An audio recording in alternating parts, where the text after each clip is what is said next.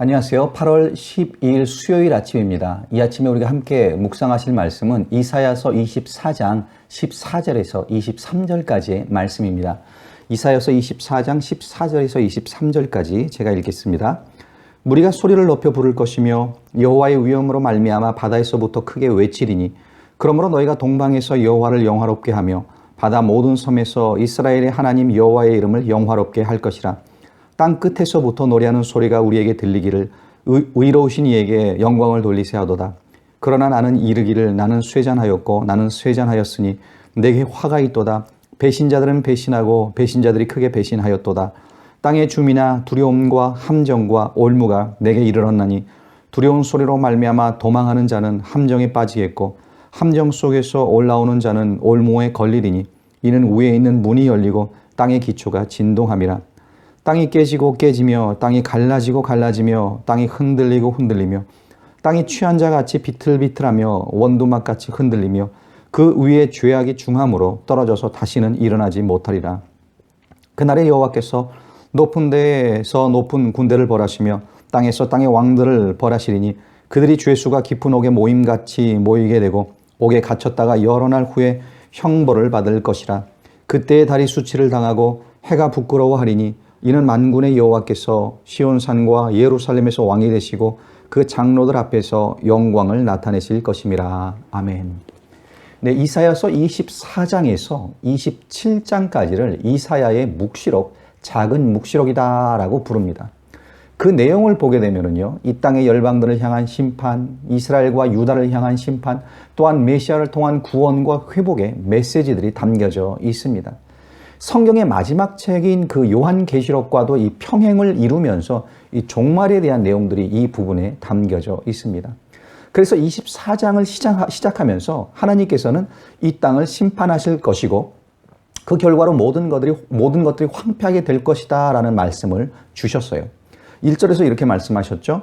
보라, 여호와께서 땅을 공허하게 하시며 황폐하게 하시며 지면을 뒤집어 엎으시고 그 주민을 흩으시리니. 그렇습니다. 이사야는 지금 종말의 때를 보고 있습니다. 땅은 공허하게 되고 황무하게 될 것이며 사람들은 흩어지고 모든 것이 무너지게 될 것입니다. 이것이 24장 앞부분의 내용이었어요. 그런데 24장 후반부에서는요, 오늘 본문이죠. 그 종말의 때에 보여지게 될 두 그룹의 사람들이 있다라는 것을 우리에게 보여주고 있습니다. 제일 먼저 하나님 앞에 찬양하는 그룹이 있습니다. 14절과 15절을 한번 보실까요? 보시면 14절 15절에 무리가 소리를 높여 부를 것이며 여호와의 위엄으로 말미암아 바다에서부터 크게 외치리니 그러므로 너희가 동방에서 여호와를 영화롭게 하며 바다 모든 섬에서 이스라엘의 하나님 여호와의 이름을 영화롭게 할 것이라. 자, 앞에서는 분명히 이 땅이 망한다는 그런 말씀을 선포했습니다. 분명히 그때는 이를 것입니다. 그런데 그게 다가 아니라는 거예요. 그때 하나님을 찬양하는 무리가 있어 소리 높여 여호와의 이름을 높여드리며 영화롭게 할 것이다 라는 겁니다. 여기서 이 무리들은 누구입니까? 심판의 때에 살아남은 자들입니다. 하나님의 은혜를 입은 자들이에요. 자, 이 땅이 심판받은 이유에 대해서 24장 5절에서는 그들이 율법을 범하며 율례를 어기며 영원한 언약을 깨뜨렸기 때문이다 라고 했어요. 즉 불신앙, 불순종 때문에 이들이 심판을 받은 것이죠. 그런데 이 살아남은 자들은요, 그 하나님의 말씀, 언약을 믿고 순종했던 사람들, 그 말씀을 의지했던 사람들이었다라는 겁니다. 자, 그것을 어떻게 알 수 있냐 하면은요, 어제 본문 13절이었는데 한번 보세요.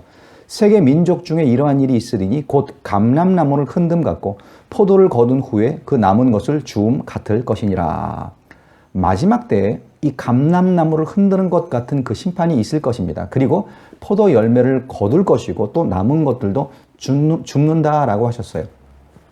이 계시록 14장 18절에도 보면은 이 같은 내용의 말씀이 나오는데 또 불을 다스리는 다른 천사가 제단으로부터 나와 예리한 낫 가진 자를 향하여 큰 음성이 불러 이르되 내 예리한 낫을 휘둘러 땅의 포도송이를 거두라. 그 포도가 익었느니라 하더라.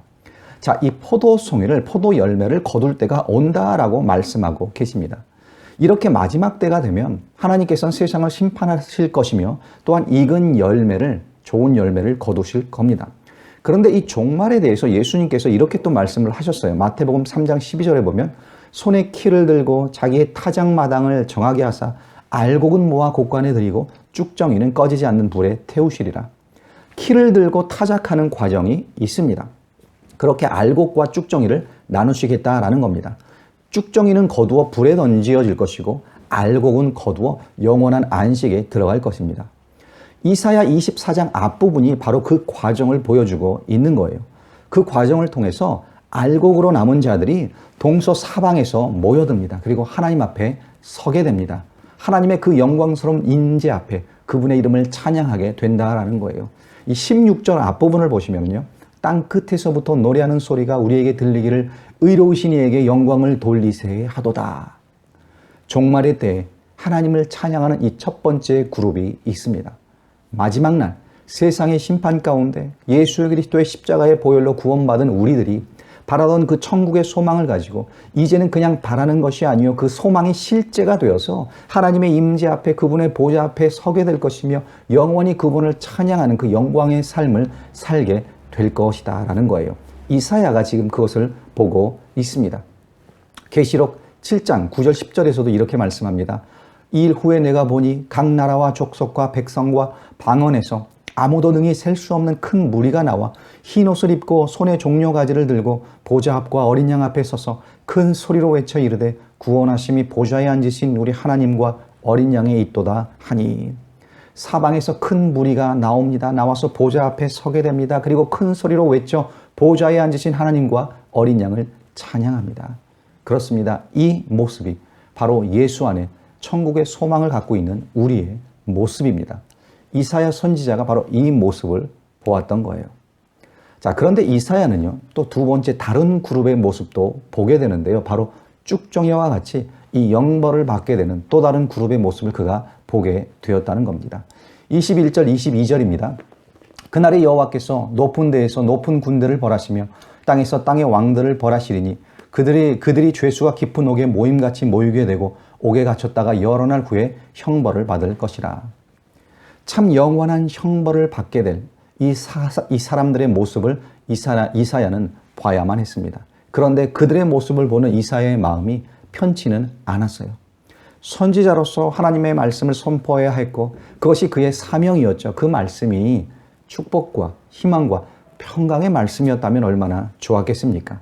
선지자의 마음이 그리 괴롭지 않았을 겁니다. 즐겁게 말씀을 전했을 거예요. 그런데 하나님이 주신 말씀, 그가 전해야 했던 말씀은 심판과 형벌의 말씀이었다라는 겁니다. 비록 하나님의 말씀을 멸시하며 불순종하여 이 심판을 받는 것이 당연한 그 사람들이었지만 그렇다 할지라도 그들에게 멸망과 형벌의 말씀을 전해야 했던 이 이사야의 마음은 너무나도 괴로웠던 겁니다. 그래서 16절 중반부에 보시면 나는 쇠잔하였고 나는 쇠잔하였으니 내게 화가 있도다 라고 말씀하고 있죠. 이 표준 새 번역에 보면요, 나는 절망에 사로잡혔다라고 번역하고 있습니다. 이사야는 괴로웠어요. 그 심판을 받게 될 그 무리들을 바라보면서 이사야의 마음은 심령은 너무나 괴로웠습니다. 그들에게 하나님의 말씀을 선포했지만 회개하고 돌아오라고 권면하고 기다리고 참아도 보았지만 이 사람들은 그렇게 반응하지 않습니다. 어떻게 반응을 합니까? 16절 후반부를 보시면 배신자들은 배신하고 배신자들이 크게 배신하였도다. 배신의 배신을 거듭했다는 거예요. 하나님의 말씀을 들어도 깨달음이 없습니다. 하나님을 경외하지도 심판의 말씀을 들어도 그들에게는 두려움도 없었습니다.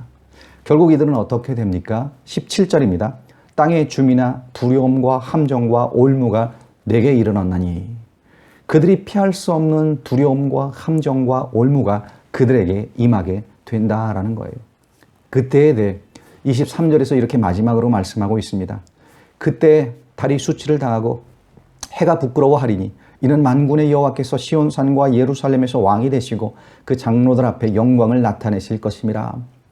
만군의 여호와께서 왕이 되셔서 그 영광 중에 나타나실 때에 달도 해도 그 빛을 잃고 부끄러워하게 될 것입니다. 그렇습니다. 하나님의 그 크신 영광의 빛 앞에 해도 달도 아무것도 아닌 것처럼 이 땅에 소망을 두며 하나님의 말씀을 업신여기는 그 자들은 부끄러움을 당하게 될 것이다 라는 거예요. 여러분, 오늘 하나님께서는 이 이사야 선지자에게 마지막에 되어질 일들과 또 그때에 나누어질 이 두 그룹에 대해 보여주셨습니다. 하나님의 영광을 찬양하며 그분의 보좌 앞에 서게 될 그룹이 있습니다. 반대로 두려움과 함정과 올무에 빠져 영원한 형벌에 떨어질 그룹이 있습니다. 여러분은 어느 그룹에 속하기를 원하십니까? 하나님을 경외하며 예수 그리스도를 구주로 믿고 영접하십시오. 그리고 진리된 그 하나님의 말씀을 믿고 배우며 순종하십시오. 하나님의 은혜 가운데 길이요 진리요 생명이신 예수를 따라 살아가시는 여러분들이 되시기를 간절히 기도하고 또 축원합니다.